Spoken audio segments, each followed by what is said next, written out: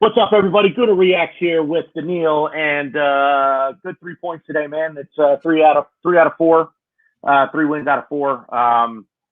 2-1, kind of a I don't want to use. I hate using the term boring first half, but slow Yo, first half, uneventful.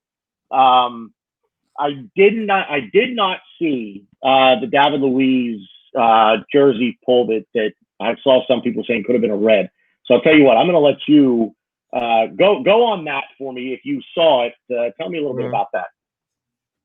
So first thing I did see it.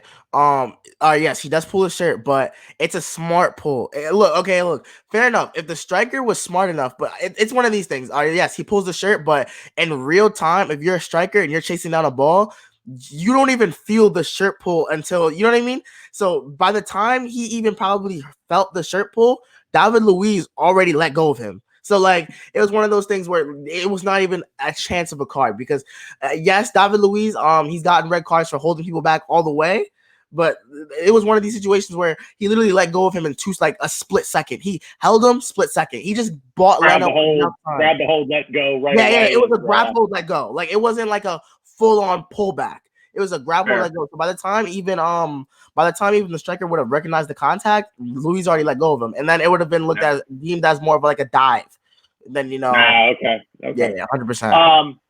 So thoughts on the starting lineup? No Granit Xhaka to start today.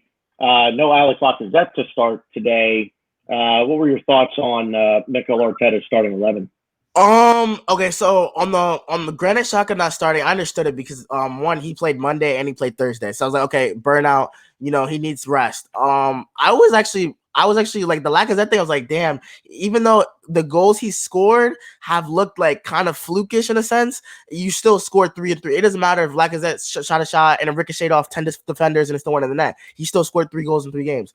I think he should have started. However, I am actually happy he didn't start because every Arsenal fan has known this for time. Aubameyang didn't come to the Premier League as a left attacking forward. He came to the Premier League as a striker. Like the myth that Aubameyang can't hold up the ball when Eddie Nketiah, who doesn't even start, Eddie Nketiah doesn't start for 95% of the teams in the Premier League, and Leeds didn't start him. He doesn't start for half of the teams in the Championship. So the fact that he was starting for Arsenal was literally criminal. So the fact all Eddie Nketiah does is check back to the ball and just lay it back off. He doesn't hold the ball up. He doesn't hold 2 or 3 defenders off and release the ball or do what Olivier Giroud used to do for us. So in that sense, Aubameyang starting a striker was perfect because he's a poacher in the sense. That also prolongs his career. Instead of just relying on his pace, rely on his movement inside the box, and he can still score goals.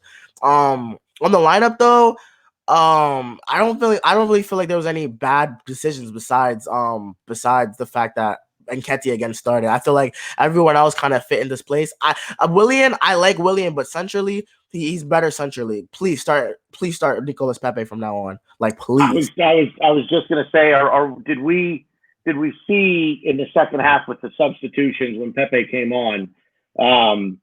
Arteta basically went with a 4 at the back. Yeah, instead of 3, it morphed into a 5 at the back at times, but it was mostly a 4-3-3. Are we starting to see now what's in Arteta's head, formation wise, and with Aubameyang now through the middle, and Willian out on the left, Pepe on the right, Saka just in behind. Are we seeing now what Mikel Arteta may want to try to do moving forward?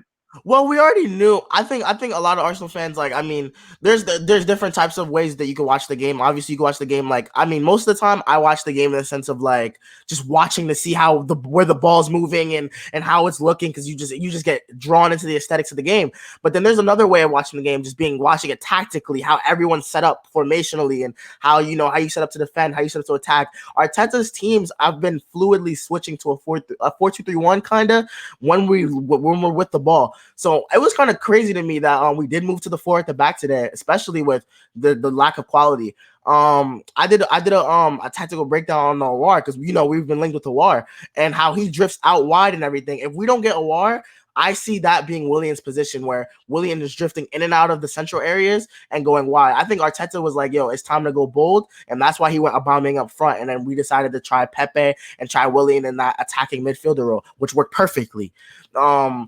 The thing is, I think Arteta has ideas, but it's all about the board. If the board doesn't back him, then you just saw literally 10 minutes ago, Alex Telles just broke that he's going to Manchester United, and Manchester United is the only other club that's had the same issues as us in terms of backing.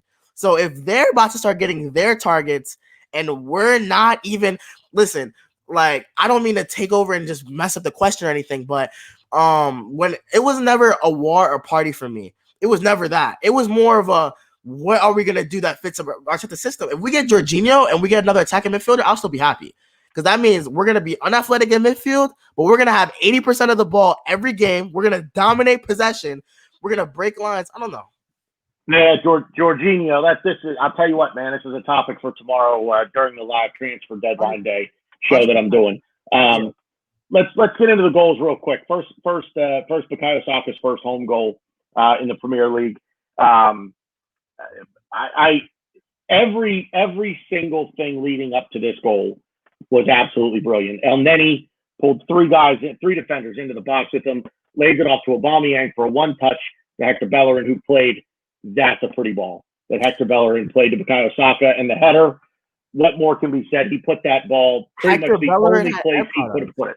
Hector Bellerin had end products. I mean, I'm not gonna lie to you. Since Arteta's come in, Bellerin has been having end product, and defensively, yes, I think he's shaky, but attacking wise, since Arteta's come in, to his credit, he has been like that ball for Saka was on the money. Like all Saka had to do was guide it. It was not where he had work to do. And then the second goal, Jesus Christ, that's my favorite player in the team. Like I back this man. I mean, the funny thing about Arsenal fan base is with Pepe, I mean, there's certain signings where you just instantly either write them off like Willian. Like a lot of Arsenal fans don't like Willian already.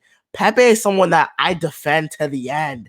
Like literally, I feel like he hasn't had the system and the players around him. But come on, you see what when he doesn't have to beat. There. It's there.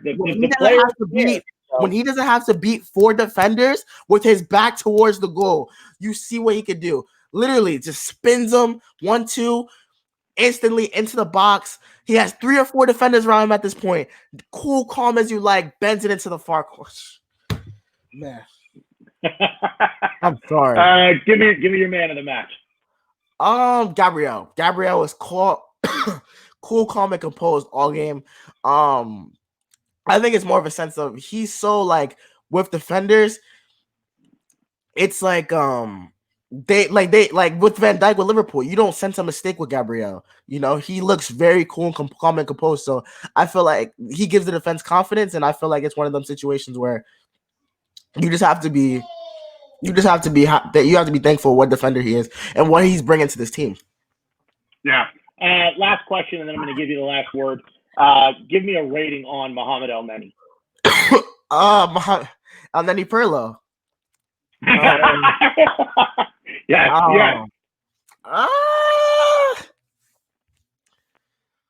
I think today, okay. I think today, all right, he doesn't do the job Shaka does in the sense of I think how Shaka can help us build on the left side in terms of those balls over the top and create and break lines. However, Elneny doesn't break lines, but Elneny's very tidy. So playing out of the press when teams press us, he's very tidy. He doesn't lose the ball. Second thing, defensively, his work rate, energy, ridiculous. So I give him a 7.5. I think he didn't put a foot wrong today, and I think it's one of those situations where he did well. He did well enough to where he's a squad player. He's not someone that's going to be playing week in, week out, but he did a job today. Yeah. All right, man. Last word. Anything else? If we don't get signings, then we're finishing 8th. Finishing 8th, 7th. If we don't get, I don't care if it's party or war. Last thing I'm going to say, I don't care if it's party or war. I don't care if it's unknown players we've never heard of. If we don't get the mold, it's not the player, it's the mold of player. Party is that physical. It's getting the right player. Exactly. Party is that physical beast, and we need a creative midfielder. If we don't get those two names in, we will finish 7th or 8th. Like, there's guarantee. I mean, obviously, if we get a creative midfielder, but we don't get that beast in midfield, Arteta structurally might set the team up well enough to where we don't need it. But boy, if we don't get those signings in, it's done. I'm sorry. Tanner, it's done. All right, man. Appreciate the time, brother. We'll talk soon. No problem. Talk soon, man.